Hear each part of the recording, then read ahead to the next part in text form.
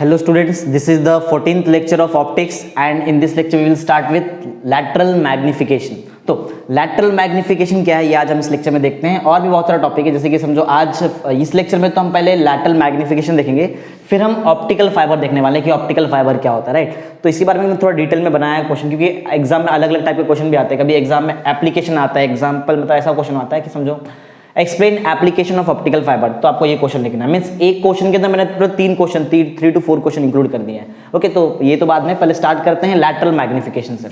Okay, तो lateral magnification means होता क्या है, देखो बहुत सिंपल है। एक फॉर्मूला देख सकते हैं, फॉर्मूला से एकदम क्लियर मालूम पड़ेगा। लैटरल मैग्निफिकेशन को डिनोट करते हैं स्मॉल m से, right. Small m means lateral magnification. Lateral magnification is defined as the ratio, upon है मतलब ratio, right, is defined as the ratio of, किसका रेशियो होगा, V मीन्स इमेज ना, तो linear size of image, right. V means आप समझ लें यहाँ पे क्या होगा, linear size of image to the linear size of object. देखो ऊपर इमेज नीचे ऑब्जेक्ट है ना, सिंपल है। तो लैटरल मैग्निफिकेशन M को हम डिफाइन करते हैं as a ratio of linear size of image to the, बोलेंगे अपॉन नहीं बोलना पड़ता है, टू द बोलते हैं, right, to the linear size of object. और ये हम कैसे मेजर करते हैं, प्रिंसिपल एक्सिस को परपेंडिकुलर, हमेशा देखा रहेगा। समझो अगर ये स्केल आपको बताता है कि समझो ये स्केल रिप्रेजेंट कर रहा है प्रिंसिपल एक्सिस को, तो ऑब्जेक्ट ऐसा है, देख लो दोनों के बीच में 90 डिग्री का एंगल है, राइट ना। तो बहुत सिंपल सा लॉजिक है। Linear magnification M is defined as the ratio of linear size of image, right, linear size of image to the क्या आएगा, लीनियर साइज ऑफ ऑब्जेक्ट। और मेजर कैसे करना है, measured perpendicular to the principal axis, right, हमेशा principal axis को perpendicular ही measure करना है। तो जो मैंने अभी स्टेटमेंट बोला ना, वो फर्स्ट पॉइंट था यहाँ पे, राइट। तो देख लो एक बार, चाहिए तो वही सेम लिखा हुआ है। लैटरल मैग्निफिकेशन, राइट, जिसको हम स्मॉल m से डिनोट करते हैं, इज डिफाइंड एज, ये इसको हम कैसे डिफाइन करेंगे, रेशियो से डिफाइन करेंगे, राइट। रेशियो, किसका रेशियो, पहले आएगा इमेज फिर नीचे आएगा object, right. Ratio of linear size of image to the linear size of object. और मेजर कैसे करना है, प्रिंसिपल एक्सिस को perpendicular, right, and measured perpendicular to the principal axis, right. आपको प्रिंसिपल एक्सिस को हमेशा परपेंडिकुलर ही मेजर करना है। तो सिंपल देखो, लैटरल मैग्निफिकेशन का फॉर्मूला भी मैंने लिखा है, स्मॉल m का फॉर्मूला होता है V/U, राइट। फिर आगे बढ़ते हैं, दो अलग अलग हम लोग मिरर के लिए देखते हैं क्या होता है लॉजिक। देखो कॉन्वेक्स मिरर जब भी हम देखेंगे, कॉन्वेक्स मिरर के लिए मैग्निफिकेशन का कंसेप्ट कैसा है, हमेशा मैग्निफिकेशन का वैल्यू 1 से छोटा ही रहेगा। किसके लिए, याद कर लो, कॉन्वेक्स मिरर के लिए, right. For convex mirror lateral magnification is always less than 1, simple, right. कुछ और चीजें बता दूं यहाँ पर हमारा जो इमेज बनेगा उसका कुछ प्रॉपर्टी, इमेज वर्चुअल होता है, राइट, वर्चुअल समझ में आता है ना, वर्चुअल। इरेक्ट होता है, इरेक्ट मीन स्ट्रेट होता है, राइट, और डिमिनिश्ड मीन छोटा होता है। देखो डिमिनिश्ड है मीन्स इमेज, देखो इमेज जो है, इमेज छोटा है ना, जब न्यूमरेटर छोटा रहेगा तो ऑब्वियस है कि आपका आंसर 1 से छोटा ही आएगा। 0 पॉइंट में आंसर आता है ना जब न्यूमरेटर छोटा रहता है, तो वहां से बना यहाँ फॉर्मूला, राइट। तो पॉइंट हमको ऐसा मालूम पड़ा है। फॉर कॉन्वेक्स मिरर, अगर हम कॉन्वेक्स मिरर की बात कर रहे हैं तो यहाँ पे आपको लैटरल मैग्निफिकेशन का आंसर लेस देन 1 मिलने वाला है, right. Lateral magnification is always less than 1। और कुछ प्रॉपर्टी सुन लो इमेज का, 3 प्रॉपर्टी है। पहला है वो वर्चुअल रहेगा, सेकंड है वो इरेक्ट स्ट्रेट होता है, और थर्ड वो डिमिनिश मींस ऑब्जेक्ट के कंपैरिजन में छोटा होता है। अगर ऑब्जेक्ट इतना बड़ा है तो इमेज इतना सा रहेगा, बस समझा, ऐसा लॉजिक है। तो आई थिंक आपको ये पॉइंट भी समझ में आ गया। फॉर एनी, लेकिन कोई भी पोजीशन ना, ऐसा नहीं कि मैं कोई पर्टिकुलर पोजीशन बोल रहा हूँ कि फोकस पे आपने ऑब्जेक्ट को रखा है, कि आपने सेंटर ऑफ कर्वेचर पे रखा है, ऐसा कुछ नहीं। ऑब्जेक्ट को कहीं भी रख दो, right, for any position of object, कोई भी पोजीशन है। लेकिन कॉन्वेक्स मिरर वाले केस में, कॉनकेव मिरर में ऐसा नहीं होता है। कॉनकेव मिरर में अलग अलग पोजीशन के लिए अलग अलग मैग्निफिकेशन का वैल्यू है, राइट। तो ये चीज अलग है, पहले ये पढ़ते हैं। कॉन्वेक्स मिरर हम लोग पढ़ रहे हैं, कॉन्वेक्स मिरर के केस में आप ऑब्जेक्ट को कहीं भी रख दो, इमेज वर्चुअल आएगा, इरेक्ट आएगा और डिमिनिश्ड आएगा, और हमेशा आपका लैटरल मैग्निफिकेशन का आंसर 1 से कम ही होगा, right, always less than 1, simple, एकदम इजी। तो पॉइंट एक सिंपल है, for any position of object the image formed by the convex mirror is virtual, erect and diminished, and always the value of lateral magnification is less than 1, simple एकदम, right. आगे आते हैं, देखते हैं concave mirror के लिए image कैसे होता है और मैग्निफिकेशन का value. Magnification means lateral magnification की बात, राइट। तो इसमें ऐसा है कि ये चीज आपको, अगर आपको समझना है तो इसको आपको समझना पड़ेगा। 10th का आपने जो याद है 6 डायग्राम्स में बनाया था, वही 6 डायग्राम का कंसेप्ट यहाँ पे लिखा, देखो 1 2 3 4 5 6। अगर वो आपको 6 डायग्राम याद होंगे, राइट, 6 डायग्राम बनाया था ना, रे डायग्राम, वही 6 डायग्राम। तो वो 6 डायग्राम के हिसाब से हम लोग यहाँ पे कर रहे हैं। ओके, तो चलो स्टार्ट करते हैं, देखते हैं फटाफट कॉनकेव मिरर के लिए क्या होगा। कॉनकेव मिरर, ओके, तो कॉनकेव मिरर के लिए देखते हैं फटाफट कि इमेज का प्रॉपर्टी कैसा है, राइट, और लैटरल मैग्निफिकेशन का वैल्यू क्या है। ओके, लेट्स स्टार्ट, देखते हैं। समझो आपका ऑब्जेक्ट इन्फिनिटी पे, मैंने पहले भी सिखाया, अगर ऑब्जेक्ट इन्फिनिटी पे है तो उसके जो भी रेस आते हैं वो पैरेलल आते हैं, राइट। और वो रेस जो पैरेलल आएंगे वो कहां से पास, फोकस से पास होते हैं। जब फोकस से पास होंगे मतलब फोकस पे इमेज बनेगा, सिंपल। अगर आपका ऑब्जेक्ट कहां पर है, इन्फिनिटी पे, राइट, तो इमेज कहां बनता है, फोकस पे, राइट ना। एफ मींस फोकल लेंथ होता है एक्चुअली में। फोकल लेंथ क्या होता है, फोकस से लेके पोल तक का लेंथ ना, राइट। तो यहाँ पे स्मॉल एफ का मतलब क्या है कि आपका इमेज कहाँ बन रहा है, फोकस पे बन रहा है। तो पॉइंट आई थिंक आपको एकदम क्लियर समझ में आ गया रहेगा यहाँ पे कि अगर आपने ऑब्जेक्ट को इन्फिनिटी पे रखा है तो आपका इमेज कहाँ बनेगा, फोकस पे, राइट। इमेज दिखता कैसे है, इमेज रियल होता है, राइट। रियल हमको दिखाई देगा, ऐसा इमेज रियल है। इमेज रियल है, यहाँ पर मैग्निफिकेशन होने वाला नहीं है। क्यों, सोचो ना, इन्फिनिटी पे जो ऑब्जेक्ट है वो कितना बड़ा होगा, जैसे कि सन, राइट, बहुत बड़ा है। उससे जो रेज आएंगी उसका जो इमेज बनेगा, वो इमेज और वो सन में कितना साइज का डिफरेंस है, सोचो, राइट। तो हम लोग ऐसा बोलेंगे कि मैग्निफिकेशन हुआ ही नहीं, जीरो मैग्निफिकेशन हुआ है। जीरो, मैं मैग्निफिकेशन बोलूंगा लेकिन मतलब समझ लो मैं लैटरल मैग्निफिकेशन ही बोल रहा हूं, समझा। तो फर्स्ट वाले केस में आपको लैटरल मैग्निफिकेशन कितना मिलेगा, जीरो। केस समझ लो, ऑब्जेक्ट कहां है, इन्फिनिटी पे, ऑब्जेक्ट इन्फिनिटी पे है, इमेज कहां बन रहा है, फोकस पे बन रहा है, राइट। इमेज फोकस पे बन रहा है, इमेज का नेचर कैसा है, इमेज रियल है, करेक्ट, इमेज रियल है। और आपको मैग्निफिकेशन ये केस में नहीं मिलेगा क्योंकि इतने बड़े ऑब्जेक्ट, सन का जितना साइज, उसके कंपेरिजन में आपका इमेज का साइज कुछ भी नहीं है, तो मींस जीरो मैग्निफिकेशन, सिंपल। आगे बढ़ते हैं। समझो आपने ऑब्जेक्ट को रखा है 2 टाइम्स फोकल लेंथ पे। 2 टाइम्स फोकल लेंथ मतलब क्या, centre of curvature. Centre of जो कर्वेचर होता है ये फोकल लेंथ के डबल डिस्टेंस पे होता है।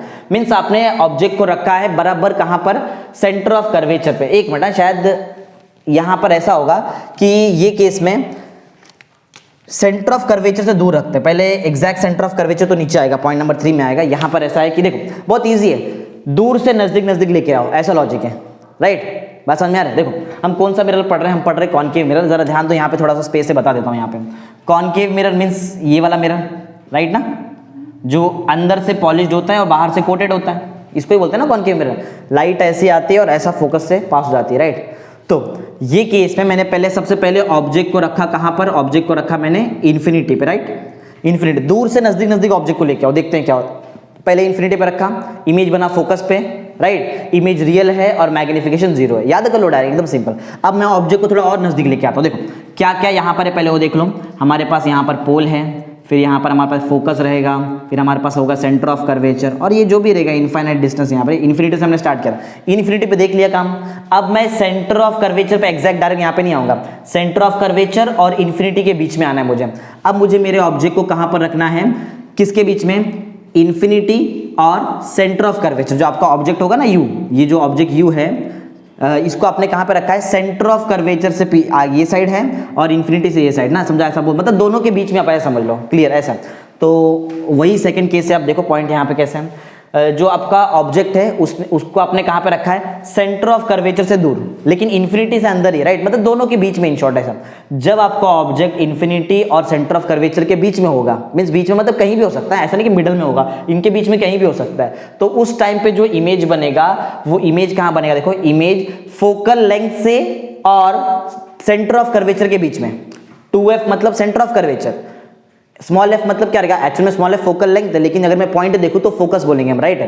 तो फोकस और सेंटर ऑफ कर्वेचर के बीच में आपको मिलने वाला है इमेज, मतलब आपका जो इमेज होगा ना इनके बीच में होने वाला है, यहाँ पे फोकस और सेंटर ऑफ कर्वेचर के बीच में। बहुत इजी है, ऑब्जेक्ट इन्फिनिटी पे, इमेज फोकस पे, राइट, और इमेज था रियल फर्स्ट केस में और मैग्निफिकेशन जीरो, राइट। फिर सेकंड केस में हमने क्या किया, हमने ऑब्जेक्ट को रख दिया ग्रेटर देन 2f, दिख रहा है object u greater than 2f, तो v कहां मिला हमको, f और 2f के बीच में, देख लो f और 2f के बीच में। हाँ, अभी भी आपको ऑब्जेक्ट दिखाई देगा, मतलब सॉरी इमेज अभी भी दिखाई देगा, और इमेज कैसा रहेगा, रियल दिखाई दे रहा है, मींस रियल है। यहां पर मैग्निफिकेशन नहीं होने वाला, मींस आप बोल सकते हो कि 1 से छोटा है, राइट। लैटरल ऐसा नहीं बोल सकते नहीं हो रहा है, 1 से छोटा, जैसे याद है कॉन्वेक्स में हुआ था, सेम वैसे ही लॉजिक यहाँ पे।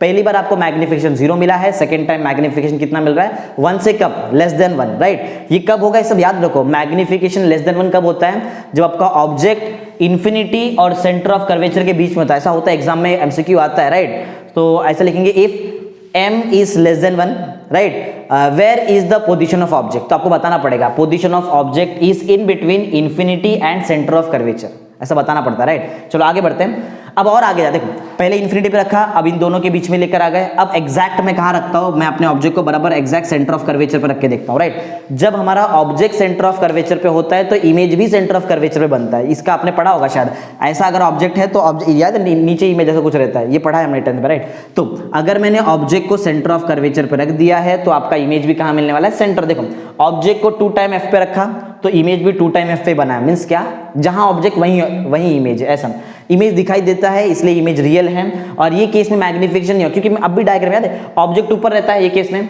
और इमेज नीचे। ऑब्जेक्ट का लेंथ और इमेज का दिख रहा है लेंथ, दोनों सेम सेम होता है। तो अगर मैं v के जगह पे v, एक बात बताओ ना, v और u सेम सेम रहेगा ना, फिर तो जितना इमेज ऑब्जेक्ट का लेंथ है उतना इमेज का, फिर दोनों कैंसिल होकर 1 आ जाएगा, मीन्स m का आंसर यहाँ पे 1 होता है। देखो 1 आंसर आया, सिंपल। हर एक चीज का मतलब है, याद नहीं करना है उसको, मतलब है उसका। देखो तो एक बार फटाफट रिकैप करते हैं, 3 चीज मैंने बताया।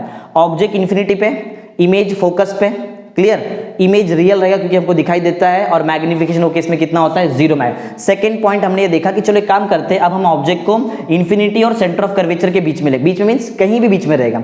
उस टाइम पे आपका इमेज कहाँ बनता है, फोकस और सेंटर ऑफ कर्वेचर के बीच में, राइट। और इमेज का नेचर होता है रियल क्योंकि हमको इमेज दिखाई देता है, और मैग्निफिकेशन ये केस में क्या होता है, लेस देन 1 से छोटा रहेगा। थर्ड केस में हमने ऑब्जेक्ट को सेंटर ऑफ कर्वेचर पे रख के देखा, इमेज भी वही बनता है, राइट। ये सब कहां से बता रहा हूं मैं, ये 10th का बता रहा हूं, राइट, 10th का लॉजिक है। ऑब्जेक्ट अगर सेंटर ऑफ कर्वेचर पे तो इमेज भी सेंटर ऑफ कर्वेचर पे, इमेज हमको दिखाई देता है इसलिए इमेज रियल होगा, और मैग्निफिकेशन का वैल्यू कितना होने वाला, 1, क्योंकि ऑब्जेक्ट और इमेज सेम दिखता है ना, एकदम सेम हाइट का होता है, इसलिए 1। आगे बढ़ते हैं, थोड़ा ऑब्जेक्ट को और देखो मैं कर क्या रहा हूं, मैं ऑब्जेक्ट का ऐसा नजदीक लेके जाने का ट्राई कर रहा हूं। पहले इन्फिनिटी, फिर दोनों के बीच में सेंटर ऑफ कर्वेचर पे देखा, अब सेंटर ऑफ कर्वेचर और फोकस के बीच में रख के देखते हैं, राइट। अब सोचो आपका जो u है वो किसके बीच में, centre of curvature means 2f और f के बीच में। देखो वही पॉइंट हो, देखो 2f और f के बीच में। लॉजिक है इसको याद नहीं करने का है, बात को समझो। ऐसा ऑब्जेक्ट जा रहा है यहाँ पर, राइट, ऐसा लॉजिक है। तो 2f और f के बीच में आपका क्या है, ऑब्जेक्ट। तो अब इस केस में इमेज देखो क्या बनता है, इस केस में आपका इमेज देखो हो क्या रहा है पता है, यहाँ पे एक लॉजिक अगर प्रॉपर्ली समझा होगा ना आपने 10th में, तो मैं जो ही बताऊं तो बहुत इजीली समझ में आ जाएगा। देखो मैं कर क्या रहा हूँ पता है, मैं ऑब्जेक्ट को लेके जा रहा हूँ लेफ्ट से राइट, समझ में आ रहा है, ऑब्जेक्ट को यहाँ पे लेके जा रहा हूँ, लेकिन जो इमेज है ना वो इमेज जाएगा राइट से लेफ्ट। अगर प्रॉपर्ली अभी तक आपने देखा रहेगा तो आपको समझ में आ गया रहेगा कि जो इमेज है वो राइट से लेफ्ट जा रहा है। देखो कैसे, इन्फिनिटी पे रखा, फर्स्ट वाले केस में इन्फिनिटी पे ऑब्जेक्ट था, इमेज कहाँ बना था, फोकस, ये फर्स्ट टाइम इमेज यहाँ बना, राइट। सेकेंड टाइम मैंने ऑब्जेक्ट को इन्फिनिटी और सेंटर ऑफ कर्वेचर कहीं तो बीच में रखा, और इमेज कहाँ बन गया, फोकस और सेंटर, मतलब यहाँ पे समझो कहीं बना, ये दिख रहा है पोजीशन कैसे जा रहा है। थर्ड केस में मैंने ऑब्जेक्ट को एग्जैक्ट सेंटर ऑफ कर्वेचर पे रखा, इमेज भी वहीं बन गया, मतलब देखो दिख रहा है पॉइंट कैसे जा रहा है इमेज। अब वही देखो मैं ऐसे जाऊंगा ऑब्जेक्ट को लेके, इमेज ऐसा आने वाला, यही सिंपल सा रूल है, ये याद रखने का जरूरत नहीं है, राइट, मतलब समझो। फिर अब हमने क्या कर दिया, अब हमने ऑब्जेक्ट को सेंटर ऑफ कर्वेचर और फोकस के बीच में रख दिया। फिर तो ऑब्वियस है कि 3 के आगे जाएगा ना इमेज, 3 के आगे जाएगा मतलब क्या, ये 2f है, c मींस क्या 2f, 2f से आगे बनेगा आपका इमेज, मींस v का वैल्यू 2f से ज्यादा रहेगा। देखो v का वैल्यू 2f से ज्यादा है, सिंपल, राइट। इमेज दिखाई देगा हमको इसलिए इमेज रियल है। इस केस में आपका इमेज जो है वो ऑब्जेक्ट से बड़ा दिखेगा, राइट, इसीलिए मैग्निफिकेशन का वैल्यू 1 से बड़ा है। मैं क्या बोल रहा हूं, इमेज आपको ऑब्जेक्ट से बड़ा दिखेगा, मींस न्यूमरेटर बड़ा है तो 1 से बड़ा ही आंसर आएगा ना, मैथ से ही तो सिंपल सा, क्लियर। अब आगे आते हैं, अब क्या करते हैं, अब मैं एग्जैक्ट मेरा ऑब्जेक्ट को फोकस पे, देखो ऑब्जेक्ट को हम कहां तक लेकर आ गए, अभी तक सेंटर ऑफ कर्वेचर और फोकस के बीच में लेकर के आ गए। अब फोकस पे रखते हैं ऑब्जेक्ट को, जैसे मैंने ऑब्जेक्ट को फोकस पे रखा, अब देखो इमेज क्या बनेगा, इमेज और आगे जाने वाला है, राइट, क्योंकि यहां तक तो सेंटर ऑफ कर्वेचर यहां तक पहुंच गया ना, अभी यहां तक पहुंच गया, अरे बताया ना अभी मैंने, v जो है वो 2f से बड़ा है, मींस आगे पार कर दिया ऑलरेडी, अब इसके भी आगे जाएगा। अब जब इसके आगे जाएगा तो वर्चुअल बनने का ट्राई करेगा, देखो इमेज, तो इस केस में आपका जो इमेज है वो बहुत दूर चले जाता है, राइट, बहुत दूर मींस ऑलमोस्ट कहां पे, इन्फिनिटी पे चले जाता है, राइट। बात को समझो, ऑब्जेक्ट को कहां पे रखा है हमने, ऑब्जेक्ट को फोकस पे रखा है, और इमेज कहां बनना है, देखो 4 तक तो पहुंच ही गया, अब इन्फिनिटी पहुंच जाएगा, और कहां जाएगा, तो अब आपका जो इमेज है वो इन्फिनिटी पे पहुंच जाता है जब हमने ऑब्जेक्ट को फोकस पे रखा है, क्लियर। अभी भी इमेज समझो दिखाई देता है क्योंकि लास्ट ऑप्शन है ना वहां पर वर्चुअल आता है, इतना याद रखना, लास्ट वाले ऑप्शन में वर्चुअल आएगा, बस और कहीं वर्चुअल नहीं आएगा। वर्चुअल बताऊंगा कहां पे आता है वर्चुअल। तो अब हमारा इमेज कहां पे, इन्फिनिटी पे है, रियल होता है लेकिन इमेज अभी भी रियल होता है, राइट, और मैग्निफिकेशन का वैल्यू बहुत ज्यादा होता है, बहुत ज्यादा वैल्यू होगा, क्योंकि इमेज कहां बना है, देखो आपका इमेज कहां बना है, इमेज मींस v का वैल्यू इन्फिनिटी, इन्फिनिटी के नीचे कुछ भी लेके आओ इन्फिनिटी रहता है, तो देखो m का वैल्यू इन्फिनिटी रहेगा, सिंपल राइट ना, मैथ्स इतना तो आता ही रहेगा। अगर v का वैल्यू मैं इन्फिनिटी लेता हूं क्योंकि हमारा इमेज इन्फिनिटी पे बन रहा है, तो u कुछ भी होने दो, infinity upon anything is infinity, समझा, ऐसा लॉजिक है।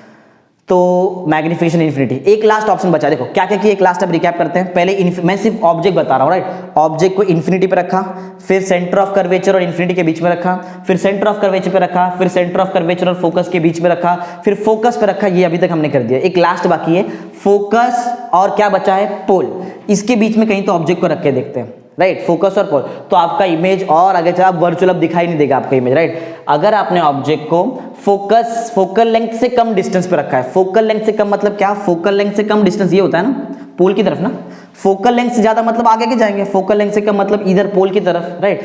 तो अगर फोकल लेंथ से कम डिस्टेंस पे आपने ऑब्जेक्ट को रखा है तो आपका जो इमेज है, इमेज वो ऑब्वियस है कि वो ऑब्जेक्ट के डिस्टेंस से ज्यादा डिस्टेंस पे रहेगा और वो वर्चुअल बन। ये लास्ट डायग्राम अगर आपको याद रहेगा, वो 6 डायग्राम में से जो सबसे लास्ट डायग्राम था वो यही डायग्राम है, याद है, इसका लॉजिक ये है। इमेज वर्चुअल हो जाता है और मैग्निफिकेशन अभी भी आपको 1 से बड़ा ही मिलेगा। क्लियर, सिंपल डायग्राम आपको तब समझेगा जब आपको 10th का वो 6 डायग्राम पढ़ा होगा तो राइट। वैसे बहुत इजी है राइट, तो समझो आपका मैग्निफिकेशन 0 हो सकता है, लेस देन 1 भी हो सकता है, 1 हो सकता है, फिर ग्रेटर देन 1 हो सकता है, इन्फिनिटी हो सकता है, ग्रेटर देन 1, मतलब ऐसा सब लॉजिक है। ओके, तो अब हम क्या करते हैं, let's start with optical fibre. देखते हैं ऑप्टिकल फाइबर क्या होता है। ऑप्टिकल फाइबर का यूज बहुत ज्यादा है, तो इसके बारे में पढ़ना, इसके ऊपर क्वेश्चंस एग्जाम में आते ही हैं। अगर ये टॉपिक ये आपको ऑप्टिक्स वाला टॉपिक एग्जाम में आएगा, ऑप्टिक्स चैप्टर, तो ऑप्टिकल फाइबर पे कोई ना कोई क्वेश्चन तो आएगा, कंफर्म रहता है। ऑप्टिकल फाइबर क्या है, ऑप्टिकल फाइबर चलो वो बता दो। देखो ऑप्टिकल फाइबर एक ऐसा डिवाइस है जिससे हम क्या कर सकते हैं, लॉसलेस कम्युनिकेशन कर सकते हैं। लॉसलेस समझ आता है, मतलब जितना एनर्जी स्टार्टिंग में दिया उतना एनर्जी एंड आउट में मिलता है आपको, ऐसा मतलब लॉस कुछ नहीं होने वाला है। जो भी केबल्स होते हैं ना, देखो इंटरनेट वगैरह का जो भी आपने देखा रहेगा, जो भी इंटरनेट हमको मिलता है राइट, वो केबल्स के थ्रू आता है राइट। घर पे याद है राउटर वगैरह बिठाएंगे जब, सबसे बेस्ट एग्जांपल है राउटर राइट। जो वाईफाई राउटर होता है, वो राउटर में कभी भी आप देखोगे कॉपर का वायर नहीं लगता है वहां पर, उसका वायर अलग होता है राइट। वो जो वायर है ना, वो ऑप्टिकल फाइबर है राइट। ऑप्टिकल फाइबर एक ऐसा डिवाइस है जिससे हम लॉसलेस कम्युनिकेशन, लॉसलेस मतलब डेटा को ट्रांसफर कर सकते हैं। लॉसलेस मींस क्या, बिना कोई डेटा को लॉस किए ट्रांसफर किया जा सकता है, समझा रहा बात। तो ये समझो, एक और एग्जांपल बता दूं आपको। जो राउटर होता है, राउटर से एक केबल हम डायरेक्ट हमारे लैपटॉप या फिर पीसी में लगाते हैं, समझो इंटरनेट के, उसको बोलते हैं इंटरनेट केबल राइट। वो इंटरनेट केबल का भी अगर आप वायर देखोगे ना, उसमें आपको कॉपर वायर नहीं दिखेगा, उसमें आपको क्या दिखाई देगा, ऑप्टिकल फाइबर राइट। मोस्टली समझ में आया ना, इंटरनेट कम्युनिकेशन के लिए किया जाता है राइट, ऐसा है, सिंपल सा लॉजिक है। तो क्यों यूज किया जाता है, इसका स्पेशलिटी आपको बता दिया मैंने राइट। चलो देखते इसको स्टडी करते कि है क्या। सुनो, ये जो ऑप्टिकल फाइबर होता है, नाम में ही फाइबर है राइट, फाइबर टाइप होता है। इसको आप अगर ऐसा बेंड भी कर दो ना तो कुछ टूटता वटता नहीं है राइट। कुछ कितना भी इसको बेंड कर दो कि फाइबर, समझ में आ रहा है। समझो वायर टाइप होता है, वायर देखा रहेगा राइट। वायर को समझो एक इन मेरे हाथ में है और सेकंड आउट यहाँ पे, और बीच में मैंने उसको वायर को कैसा भी कर दिया समझो, तो भी अंदर के डेटा जो भी उसमें से ट्रांसफर हो रहा है उसमें कोई प्रॉब्लम नहीं होने वाला है। एग्जैक्ट जितना इन किया था उतना ही डेटा आपको आउट मिलेगा, सिंपल। कैसा भी मोड़ दो, कैसे भी मोड़ दो, ये स्पेशलिटी है उसका। चलो देखते हैं। तो ऑप्टिकल फाइबर दिखता कैसे है, एक सिंपल टाइप का सिंपल फाइबर जैसा होता है। ओके, होता क्या है इसके अंदर, सुनो। एक सेंट्रल पार्ट होता है जिसको बोलते हैं कोर। क्या बोलते हैं, कोर राइट। ये जो सेंट्रल पार्ट है ना, ये सेंट्रल पार्ट को बोला जाता है कोर। ये जो सेंट्रल पार्ट मैंने बनाया है यहाँ पे ऑलरेडी डायग्राम में, इसको बोलते हैं कोर। बात समझ में आई। कोर दो चीज होता है, सेंट्रल पार्ट को बोलते हैं कोर। ये थोड़ा ऊपर वाला पार्ट दिख रहा है आपको, इसके ऊपर एक कोटिंग होता है, कोर के ऊपर एक कोटिंग करते हैं हम, उसको, वो कोटिंग का नाम है, वो कोटिंग को बोलते हैं क्लैडिंग राइट। वो कोटिंग का नाम है क्लैडिंग। वो जो कोटिंग मैंने कोर के ऊपर किया है उसका नाम है क्लैडिंग राइट। बहुत स्पेशलिटी है कोर और क्लैडिंग का, जरा देखते हैं क्या है। कोर जो है, इसका रिफ्रैक्टिव इंडेक्स जो है वो होता है 1.7। कोर का जो रिफ्रैक्टिव इंडेक्स कितना होता है, रिफ्रैक्टिव इंडेक्स ऑफ कोर अगर मैं आपको बताऊं कोर, तो ये होता है 1.7 राइट। हमने ऑलरेडी टोटल इंटरनल रिफ्लेक्शन पढ़ा है, क्रिटिकल एंगल पढ़ा है, तो बहुत इजी हो जाएगा ये समझने के लिए। क्लैडिंग का जो है, क्लैडिंग जो कोटिंग होता है, इसका रिफ्रैक्टिव इंडेक्स होता है 1.5 राइट। तो रिफ्रैक्टिव इंडेक्स ऑफ अगर मैं क्लैडिंग देखूं तो आता है 1.5 राइट। अच्छा देखो, एकदम क्लियर समझ में आता है, जो 1.7 है वो 1.5 से बड़ा है। जिस चीज का रिफ्रैक्टिव इंडेक्स ज्यादा है वो डेंसर मीडियम होता है राइट ना, मतलब कोर डेंसर है और क्लैडिंग कैसा है, रेरर मीडियम है। जब भी लाइट डेंसर मीडियम से रेरर मीडियम में जाएगा तो टोटल इंटरनल रिफ्लेक्शन होता है ना, कब होता है, अगर आपका angle of incidence critical angle से बड़ा है तो, राइट। तो देखो क्या होता है, ऐसा मटेरियल है, बीच में कोर है, फिर क्लैडिंग है। चलो बता दो एक एक। देखो ऑप्टिकल फाइबर है क्या, ये ऑप्टिकल फाइबर इसमें होता है क्या है, इस ऑप्टिकल फाइबर के अंदर बहुत सारे थिन फाइबर होते हैं, राइट। एक वायर जो होता है, एक फाइबर, उसके अंदर बहुत सारे थिन फाइबर्स होते हैं। Optical fibre consist of large number of thin fibres, एकदम पतला पतला फाइबर होता है, ऑफ फाइन क्वालिटी, एकदम पतला होगा, right. Of fine quality, glass से बन सकता है या फिर वो क्वार्ट्ज से बनता है। क्वार्ट्ज एक स्पेशल टाइप का ग्लास है, राइट। क्वार्ट्ज और कुछ नहीं, ये भी ग्लास का मटेरियल, ये अलग टाइप का मटेरियल, एकदम स्पेशल टाइप का मटेरियल, क्वार्ट्ज, ओके। या तो ग्लास से बनाया जा सकता है या तो किससे बन सकता है, क्वार्ट्ज। समझ में आ रहा है बात क्या, ज्यादातर क्वार्ट्ज मींस एक ऐसा ग्लास है जिसमें सिलिकॉन का क्वांटिटी बहुत ज्यादा होता है, उसको बोलते हैं हम क्वार्ट्ज, राइट। चलो तो मैंने आपको बताया ऑप्टिकल फाइबर है क्या, optical fibre consist of large number of thin fibres of, में किससे बनता है, फाइन क्वालिटी ग्लास से बनता है या फिर क्वार्ट्ज से बनाया जा सकता है। आगे देखते हैं, मैंने पहले बता दिया सेंट्रल पार्ट को हम कोर बोलते हैं, इसका रिफ्रैक्टिव इंडेक्स ज्यादा होता है, कितना होता है, 1.7। The central part of the fiber is called as core and the refractive index of the material, this material is about कितना होता है, 1.7। सिंपल पॉइंट है। फिर मैंने क्लैडिंग बता दिया, क्लैडिंग एक टाइप का कोटिंग है और इसका रिफ्रैक्टिव इंडेक्स कोर के कंपैरिजन में कम होता है और कितना होता है, 1.5। ओके, पढ़ लेते हैं। The fibre is coated with the layer, ये जो फाइबर था ना, ये फाइबर जो बीच में कोर था, इसको हमने कोट कर दिया, ऊपर से कोटिंग कर दिया है। The fibre is coated with the thin layer of material called cladding, cladding से हम उसको कोट कर दिया है। अच्छा, इसका जो रिफ्रैक्टिव इंडेक्स है वो कोर के कंपैरिजन में कम होता है, right. Of lower refractive index about 1.5, clear. तो अंदर ज्यादा, बाहर कम, मतलब अंदर का मीडियम डेंसर है और बाहर का मीडियम रेयर है। देखो पढ़ो पॉइंट, दस the core of the fibre is optically denser, पहले बता दिया मैंने, कोर जो है वो डेंसर है और क्लैडिंग कैसा है, रेयर। कहाँ गया, हाँ, दैन द आउटर लेयर, जो आउटर लेयर के कंपैरिजन में आपका कोर डेंसर मीडियम है, बट ऑब्वियस है कि आउटर लेयर तो फिर रेयर मीडियम ही रहेगा, वो बताना तो बताओ, तो बताने की जरूरत नहीं है। अंदर डेंसर तो बाहर रेयर ही है, ऑलरेडी रिफ्रैक्टिव इंडेक्स से मालूम पड़ रहा है, राइट। तो एक चीज मैंने पहले बताया, ये फाइबर ऐसा है कि इसको आप बेंड भी कर दो, ये टूटेगा नहीं, टूटने के बाद छोड़ो, अंदर जो सिग्नल जा रहा है उसमें भी कोई प्रॉब्लम नहीं होने वाला है, right. The fibre is so thin, इतना पतला होता है, that it can be easily bend, बहुत इजिली बेंड कर सकते हैं हम इसको, विदाउट ब्रेकिंग, बिना ब्रेक किए, राइट। कितना भी कुछ भी कर लो, ब्रेक नहीं होता है, ऐसा। और अंदर में जो भी डेटा ट्रांसफर हो उसमें भी कोई प्रॉब्लम नहीं होने वाला है, ऐसा। तो आई थिंक आपको पूरा कंस्ट्रक्शन समझ में आ गया, क्या है कंस्ट्रक्शन। पहले मैंने बताया कि ऑप्टिकल फाइबर क्या होता है, इसके अंदर बहुत सारा थिन फाइबर्स होता है, राइट। स्पेशल क्वालिटी के ग्लास से बनता है, क्वार्ट्ज से बना सकते हैं। फिर हमने देखा कोर के बारे में, कोर का रिफ्रैक्टिव इंडेक्स 1.7। फिर हमने देखा किसके बारे में, क्लैडिंग के बारे में, क्लैडिंग का रिफ्रैक्टिव इंडेक्स 1.5, कोर डेंसर है, क्लैडिंग रेयर है। इसको इतना पतला बनाया गया कि इसको बेंड करेंगे तो भी ये टूटता नहीं है, अंदर में जो भी डेटा ट्रांसफर हो रहा है वो लॉस नहीं होने वाला, राइट, ऐसा। तो चलो डायग्राम में थोड़ा समझा दो, डायग्राम में क्या हो रहा है। देखो जैसे ही समझो ये ऑप्टिकल फाइबर से पहले ये समझो अंदर से करंट नहीं जाता है, राइट। ऑप्टिकल फाइबर से ये देखो एक स्पेशल टाइप का कम्युनिकेशन होता है, उसको बोलते हैं ऑप्टिकल फाइबर कम्युनिकेशन, OFC, याद रखो, ऑप्टिकल फाइबर कम्युनिकेशन।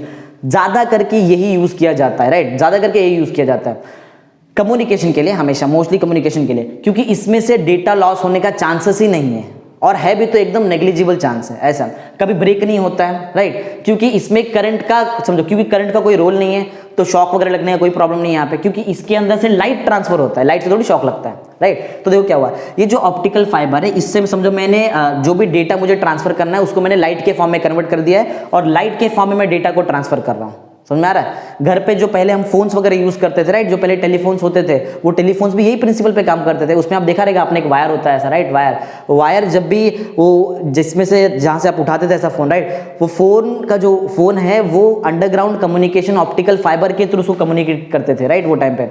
तो जैसे हम बोलते थे वो टाइम पे हमारा जो सिग्नल, जो भी मैं जो बोल रहा हूँ समझो साउंड है फॉर्म, जैसे ही वो अपने हाथ में रखा है, वो साउंड फॉर्म को क्या करता है, साउंड को वो इलेक्ट्रिकल इंपल्स में कन्वर्ट करता है। इलेक्ट्रिकल इंपल्स, वो जो टेलीफोन होता है, वो जो टेलीफोन वो इलेक्ट्रिकल को कन्वर्ट कर देगा लाइट के फॉर्म में, राइट। एनर्जी कन्वर्जन हो सकता है, होता है।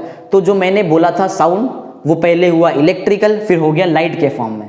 फिर वो जो लाइट के फॉर्म में मेरा जो बना हुआ सिग्नल है उसको हम ऑप्टिकल फाइबर के थ्रू भेजते हैं, और फिर जो अंडरग्राउंड में जो ऑप्टिकल फाइबर, अंडरग्राउंड मतलब मोस्टली अंडरग्राउंड ही होता है, अंडरग्राउंड से जब हम ऑप्टिकल फाइबर से वो जो हमारा सिग्नल था वो हमने बोला, वो जैसे ही ऑप्टिकल फाइबर जाएगा बहुत कम टाइम लगता है, समझो बहुत ज़्यादा स्पीड मतलब बहुत, जैसे मैंने यहाँ से हेलो बोला सामने वाले को हेलो सुनाई दे देता है, जबकि वो कितने भी दूर पे रहने दो, कितना ही बड़ा ऑप्टिकल फाइबर रहने दो, क्योंकि उसमें लॉस होता ही नहीं, राइट। ऐसा तो जैसे ही यहाँ से लाइट का सिग्नल गया, होता क्या सुन, लाइट जैसे ही एयर से अंदर आया मीन्स रिफ्रैक्शन होने वाला है। रिफ्रैक्शन मीन्स क्या, लाइट का डायरेक्शन अब चेंज होगा।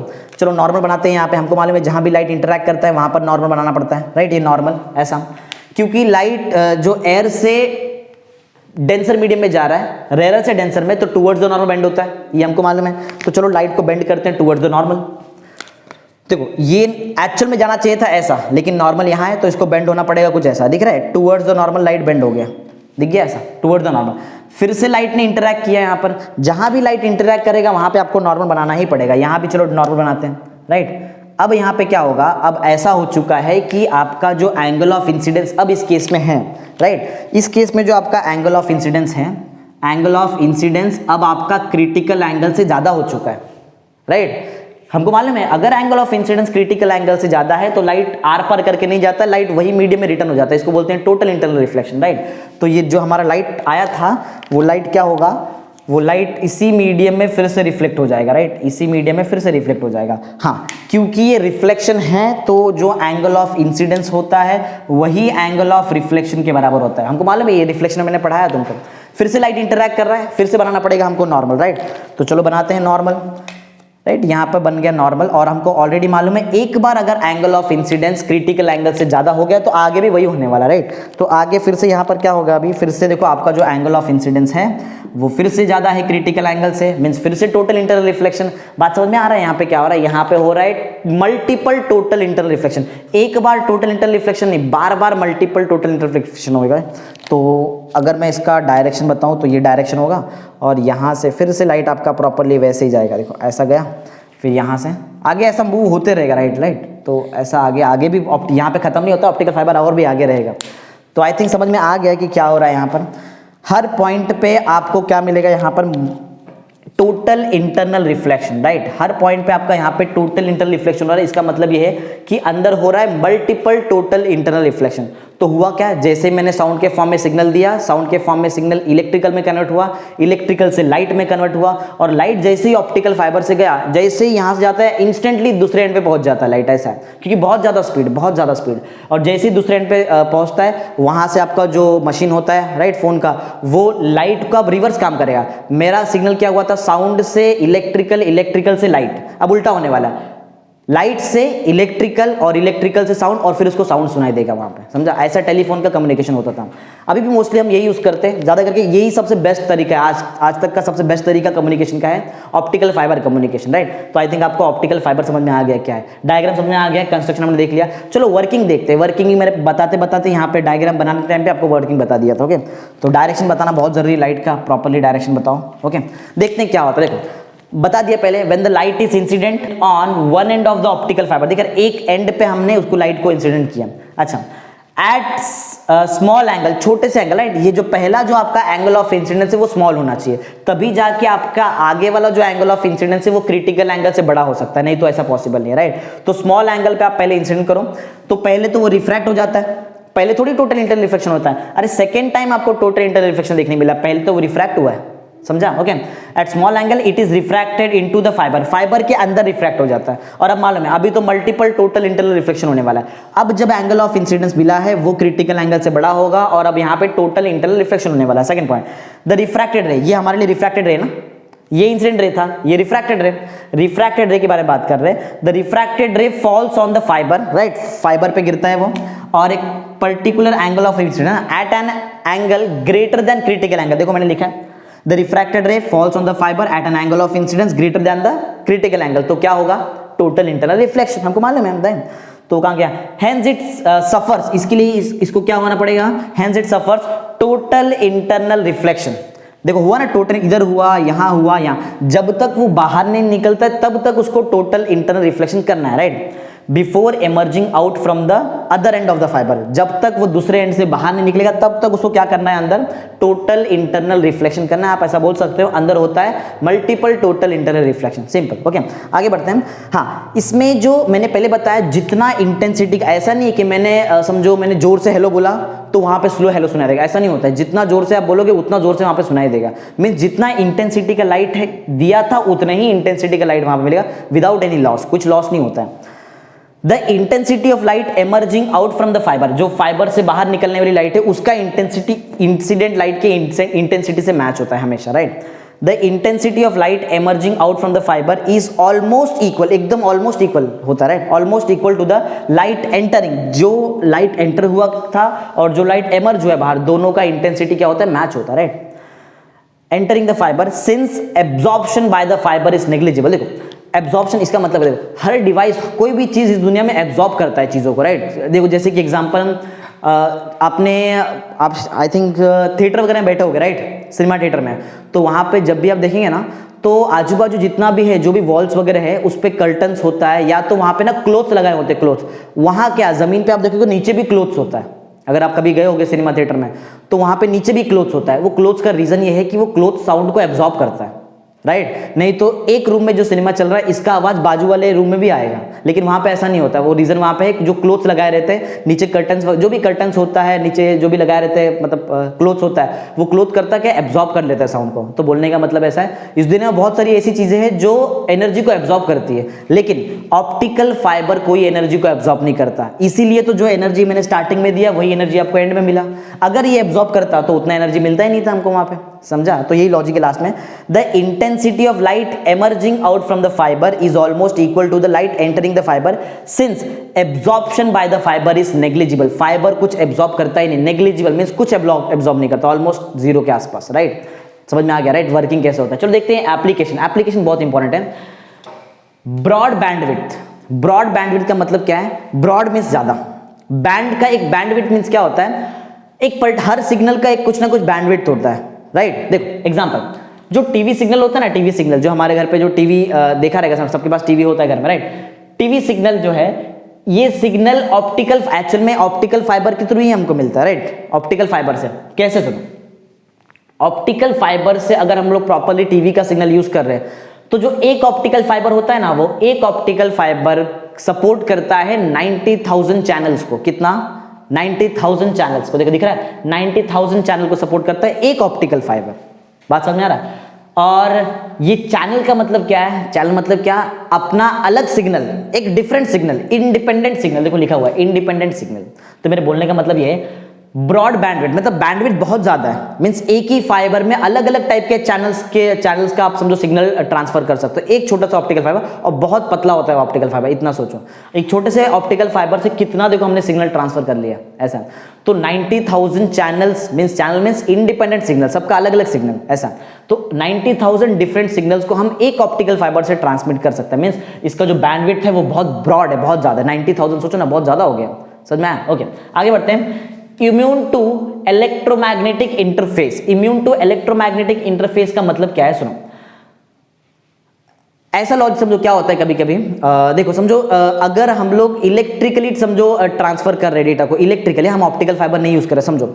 अगर एक वायर से समझो, ये ग्रीन कलर का जो मार्कर ये रिप्रेजेंट करता है एक वायर को, ये वायर से एक सिग्नल ट्रांसफर हो रहा है इलेक्ट्रिकली, ध्यान दो, इलेक्ट्रिकली।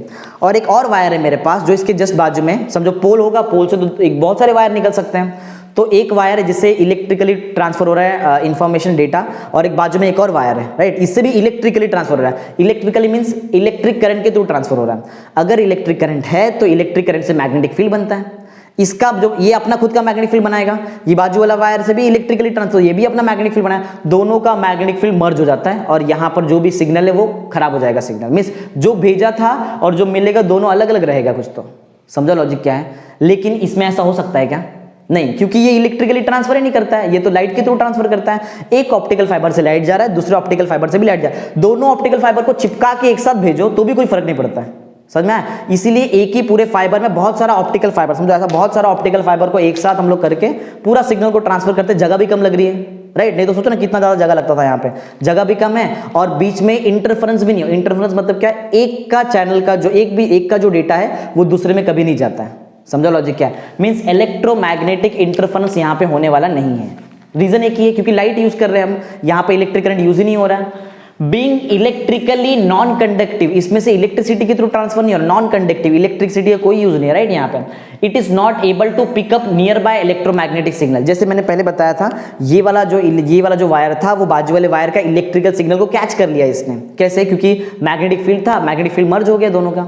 लेकिन यहाँ पे ऐसा नहीं हो सकता है। मतलब क्या है, बाजू वाला जो सिग्नल है उसको वो पिकअप नहीं कर पाएगा क्योंकि अभी हम लोग लाइट यूज कर रहे हैं, राइट। देखो लिखा है it is not able to pick up nearby electromagnetic signal. सिर्फ एक और चीज सुन लो, एक ऑप्टिकल फाइबर है, बाजू में एक वायर है, ये वायर से करंट फ्लो हो रहा है समझो, और करंट की वजह से मैग्नेटिक फील्ड बनता है। मैग्नेटिक फील्ड इस ऑप्टिकल फाइबर के अंदर जाएगा तो भी वो लाइट को कुछ फर्क पड़ने वाला नहीं है। मींस बाजू में अगर कोई वायर भी है तो इसका इलेक्ट्रोमैग्नेटिक सिग्नल को ये पिकअप नहीं कर सकता है। समझा? तो मतलब कुछ प्रॉब्लम होएगा ही नहीं, जितना डेटा दिया उतना डेटा पहुंचेगा बिना कोई लॉस के। बात समझ में आ गया? इम्यून टू इलेक्ट्रोमैग्नेटिक इंटरफेस मतलब समझ आ रहा है? इंटरफेस मतलब क्या कि मिक्स नहीं हो रहा है, दोनों सिग्नल मिक्स नहीं हो पा रहा है यहाँ पे। क्लियर? आगे बढ़ते हैं। लो एटीन्यूएशन लॉस मींस समझ आ गया रहेगा, लॉसलेस कम्युनिकेशन चीजें यहाँ पर, ऑलमोस्ट बहुत कम लॉस, बहुत ज्यादा कम लॉस होता है। ऐसा नहीं कि लॉस नहीं है, लॉस होता है लेकिन इतना कम है कि वो बाकी डिवाइस से कंपेरिजन बहुत ज्यादा ही कम है। ऐसा चलो देखते हैं क्या है। सुनो लॉस कितना होता है पहले वो सुन लो।